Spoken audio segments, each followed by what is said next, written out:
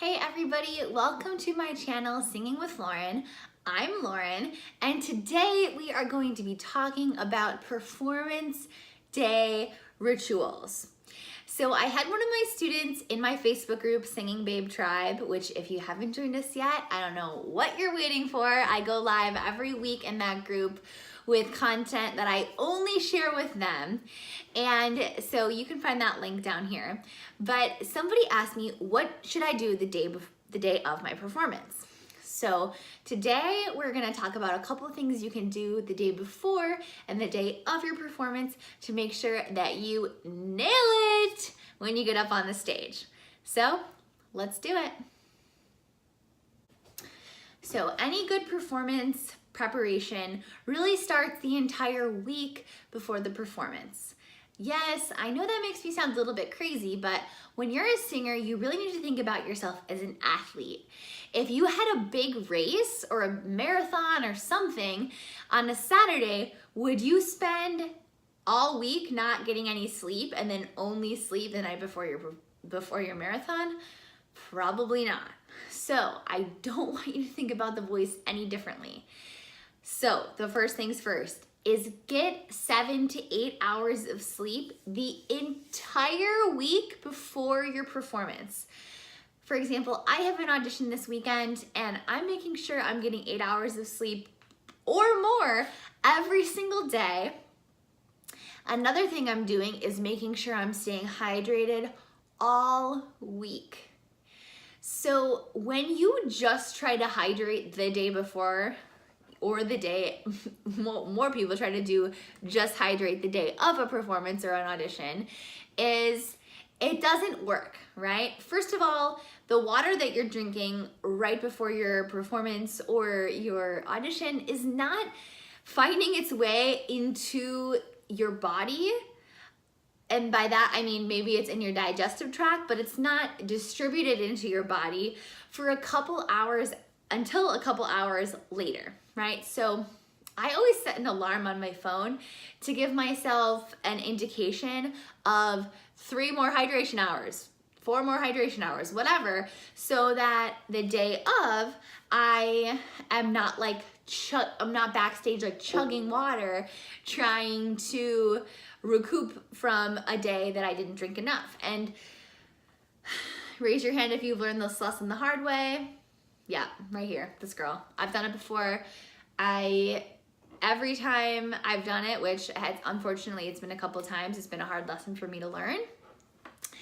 I've never done it on purpose, but usually it's happened when I was traveling that I got dehydrated and I'm not able to recover from the dehydration in time to feel very hydrated in my voice. So all week, all stinking week, like do not let yourself get behind on your water consumption. So right now we're at sleep 7 to 8 hours every single night the week before your performance, and drink water every single night the week before, not every single night, every single day and night before your performance. Now, the day before your performance is critical and you're gonna have to be a lot stricter with yourself. More stricter, not sure what the right word is there, the day before your performance. What does this mean? No 5-hour phone calls with your mom, okay? Not with your mom, boyfriend, girlfriend, husband, wife, whoever. Just don't really talk on the phone that day. Something about being on the phone, we kind of use like a lazy speech that's usually neck up. It's usually kind of unsupported. So that's why if you've ever like been on the phone for too long and you're like, oh my gosh, my voice is so tired, don't do that to yourself the day before your performance. If you have a job like a call center or something where you're like really on the phone all day, if it's an important performance, you're gonna wanna take off because it's not worth it. It's really not worth talking all day to not be happy with your performance the next day. If you can take off. If you can't take off and you have to be on the phone the day before, what I would recommend doing is constantly, every hour, checking in with yourself. How are you doing? Are you speaking with a supported voice?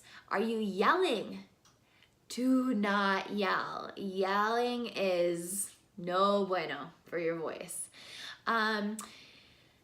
The other thing about it is that when we're talking, we are using energy out of our reserves of our vocal folds. So our vocal folds only really can take so much. You know, we're not like a pianist where pianists can practice for 5 or 6 hours a day. We really can only sing for a couple hours a day at most, and same thing goes for speaking. The other thing that you can do the day before your performance is make sure that you're eating a diet that's normal for you, right? So if you don't really eat that healthy, you know, this might not be that big of a deal for you, but if you're generally a healthy eater, don't go off the train tracks the day before your performance. This goes with eating as well as drinking, because a lot of times when we eat or drink in excess, it catches up with us the next day, and the next day is your performance, right? So be kind to yourself, don't talk too much, and make sure that you're eating healthy the day before. And especially avoiding any foods that drive you crazy, or drive your body crazy, I should say. Personally, I'm gluten-free because I have celiac disease, so obviously I'm always eating gluten-free, but there's also a level up of, usually I try to eat grain-free, I try to refrain from dairy, although I'm not so strict about those two, but I do live a very strictly gluten-free diet. So if I have the day before a important performance, I won't eat out because I want to make sure that I don't get glutened. Gluten for somebody with celiac disease means that you accidentally consume gluten, or somebody tells you something's gluten-free when it's not, which definitely happens all the time, or not all the time to me, but it's really more common than it should be in 2019. So what are you gonna do? The only thing that you have control over is your own kitchen, so cook your own meals if you have a food or food intolerance or allergy.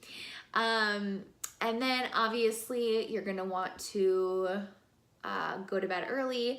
Don't eat or drink 3 hours before you go to bed, just in case you have any acid reflux or silent reflux problems.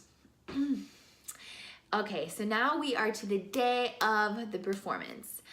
If you can sleep in, I would recommend it. If your performance or your audition is in the morning, you're gonna wanna get up nice, bright, and early, because you need to give yourself enough time to get ready, to get warmed up, yada, yada, yada, all your things.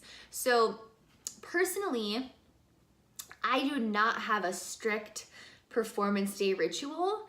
Some singers do, especially some opera singers, but I find that when I try to get too intense about a specific performance day ritual, there are times when that is just not gonna happen, right? Like you're a cover, right? If you're covering a role and then all of a sudden you have to sing it, or you are traveling and your bus is late, right? Or your train is late, and then all of a sudden you're rushing to the opera house, or you're rushing to your audition, or you're rushing to the gig, or you have to work late, or something happens that you don't have time to fulfill your entire performance ritual, then all of a sudden you're panicking about something that didn't happen, that didn't even have anything to do with your performance yet, right?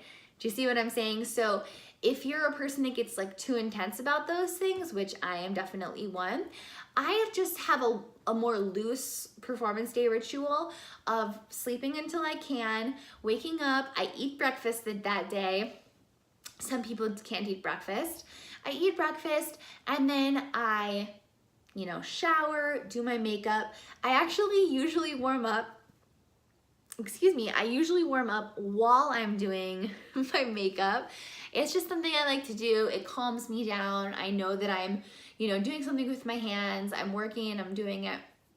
And then I'll stop, I'll pause, and then I will do another warm up. But that's like a full warm up. But however you decide to warm up, do not skip your warm up. I feel like I'm being like a little bit preachy right now, but oh man, so many of my students skip their warm-ups, and I know that when you get on stage, the first couple songs, you have adrenaline, right?